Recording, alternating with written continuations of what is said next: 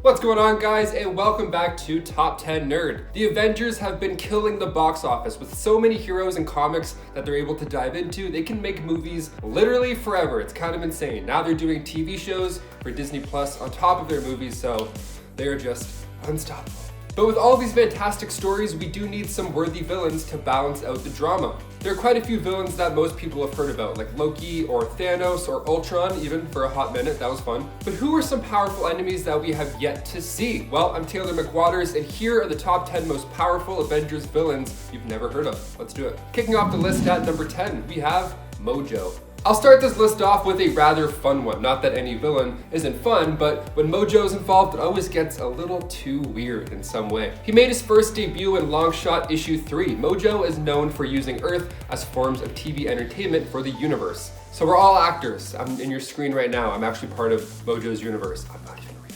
And his power increases the more viewers that he gets for this interdimensional TV show. So if you subscribe and like this video, maybe I'll get more powerful too, who knows? He's part of a race called the Spineless Beings. They're from a planet called Mojo World, of course, inside a pocket dimension called the Mojoverse. So it's all about him, we get it. He messes with the Avengers in a pretty dramatic way as well, especially in Avengers Annual 1. The Avengers of the Supernatural. Wow, there is a title right there. So in this issue, Mojo abducted the Avengers and created another supernatural version of the team. And if that wasn't weird enough, he made them participate in this reality show called Martian Transylvania Superhero Mutant Monster Hunter High School, which is just a mouthful. Basically, the mutants of the Unity Division were goths, the others were football players and cheerleaders, and the Avengers of the Supernatural were nerds. So he likes to play it weird. And before we continue on with this list of Avengers villains, guys, if you want to go ahead and give us more power by giving us a like down there, and if you haven't subscribed already, you might as well click that, and then you can see all our videos pop up. We do all the work for you. We'll just show up in your phone. Number 9, the Leader. Samuel Stearns, aka the Leader, made his first debut in Tales to Astonish issue 62. He was working one night at a chemical research plant, and when he was moving canisters of waste material, one of the canisters broke open, covering him in gamma radiation. God, everybody is so clumsy in comics all the time. Just so many spills. So of course, after the spill, Stearns survived just like Banner did after his gamma accident,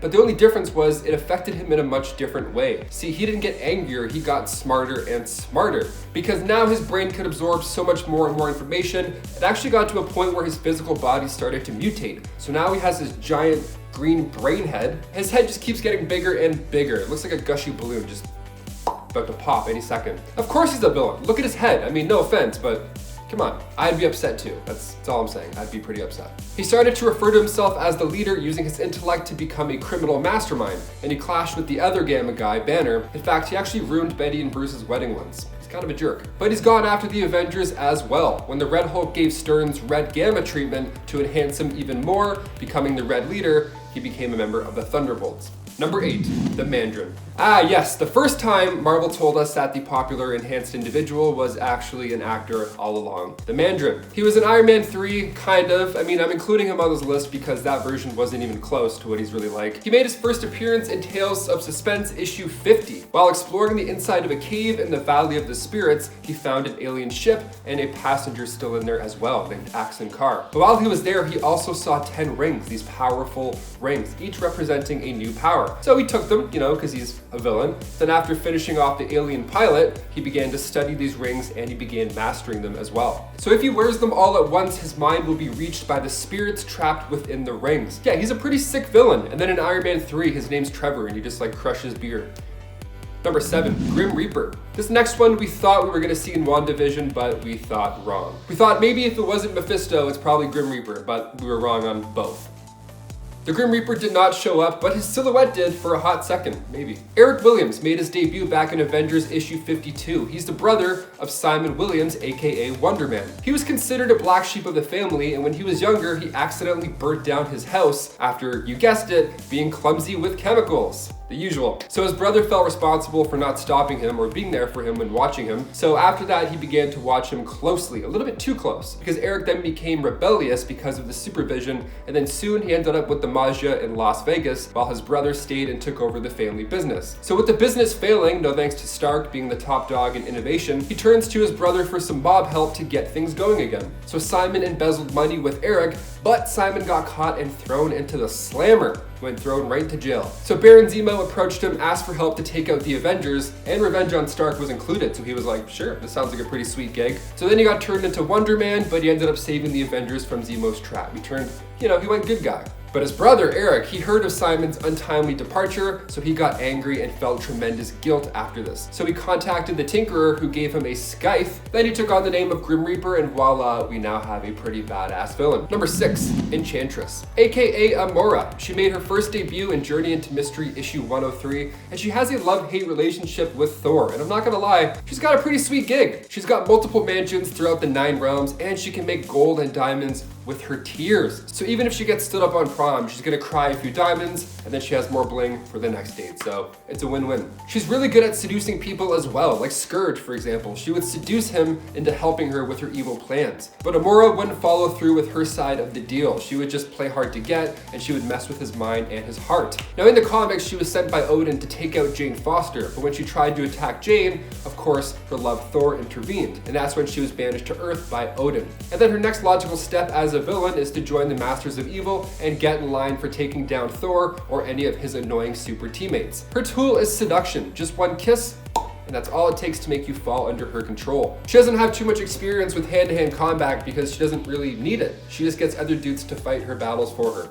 What a boss. Number 5, Kang. This guy we can actually look forward to knowing more about soon, as he's confirmed for the next Ant-Man sequel with actor Jonathan Majors set to play him. But just who is Kang the Conqueror? Why is this a big deal for the Avengers? Well, he made his first appearance in Avengers issue 8 back in 1964, and Kang has seen many, many centuries. His powers allow him to travel through time, and his futuristic suit of armor is built with weapons that can take on beings from any of those timelines. He's super smart and of course travels with armies, with each warrior equipped with the same armor and weaponry, so the fights aren't exactly easy by any means. The time travel stuff also doesn't come without consequence either. See, as Kang travels more and more through time, he creates time-displaced duplicates, and with the cosmic multiversal route that Marvel's going with now in the MCU, and especially with Loki's show, we could probably look forward to some more mind-bending battles. Number 4, Taskmaster. Taskmaster made his first comic book debut in Avengers 195. Anthony Masters is a former S.H.I.E.L.D. agent, of course, who turned into a mercenary and assassin. Although he is one guy, he has this ability where he can copy your every move. So he can replicate your physical skills. He has photographic reflexes, so he can watch Black Widow take down an evil henchman, and bam, he's got it locked into his brain. He knows how to do the same type of combat as well. He's actually the villain of the Black Widow movie, but that has yet to come out due to COVID delays, so the general public doesn't really know how cool this guy is yet. He became a teacher based out of the Taskmaster's Academy to train villains and agents, one of those agents being US agent John Walker, who is currently turning heads for all the wrong reasons in Falcon and the Winter Soldier. Now in the comics, it was actually Taskmaster who taught Walker how to throw Cap's shield so well. In Avengers issue 196, he was able to capture Yellow Jacket, the Wasp, and Ant-Man, and then when the rest of the team showed up, he took them on as well, only being defeated because he could not predict the movements of the robot Jocasta. Otherwise, it's a tough battle, this one for sure. Number 3, Mephisto. While on the topic of characters that we wanted to see in the MCU, I of course gotta talk about the devil himself. He made his first appearance as a serpent in Bible Tales for Young Folk issue 1, but he made his first full appearance as Mephisto in Silver Surfer issue 3. I don't think I have to explain too much about this guy or why he's a threat. I mean, he's Satan. He's the literal devil of the Marvel Universe. He lives comfortably in hell with lesser demons that serve him. The reason we thought we were gonna get Mephisto in WandaVision goes back to something he did in the comics, which was kind of a big deal. The comic was Avengers West Coast Volume 2, issue 52. We find out the truth behind Scarlet Witch's children, Billy and Tommy, who were in WandaVision. Now it turns out the 5 pieces of Pandemonium's soul were actually Mephisto. So Mephisto tricked Pandemonium and gathered beings possessing the appropriate fragments, and 2 of those 5 fragments just happened to be children of the Scarlet Witch and the Vision. So when Pandemonium arrived, he took the kids, which in turn gave Mephisto full strength, and this left Scarlet Witch having a breakdown. Mephisto's awesome. His deals are always crazy. Like after the comic Civil War, when everybody knew Spider-Man's identity, Spider-Man had to make a deal with Mephisto in order to save Aunt May because she got shot because he revealed his name to the public. So he's pretty wild. That's just one of many, many horrible deals. Number 2, MODOK. Making its first appearance in Tales of Suspense issue 93, MODOK was created by Dr. George Tarleton. He had worked with the team recently to create the Cosmic Cube, but the scientist supreme, Lyle Getz, figured the next logical step was figuring out a way to understand the powers inside said cube. So enter Project MODOK. spelt with a C at the end, not a K, that's important. So MODOK stood for Mental Organism Designed Only for Computing. Sounds like the perfect tool to analyze and probe this cosmic cube. So they grabbed that scientist George that I mentioned and altered him into this big-headed supercomputer. With a brain too big for his body, they had to give him a hover chair, which is referred to as the Doomsday Chair.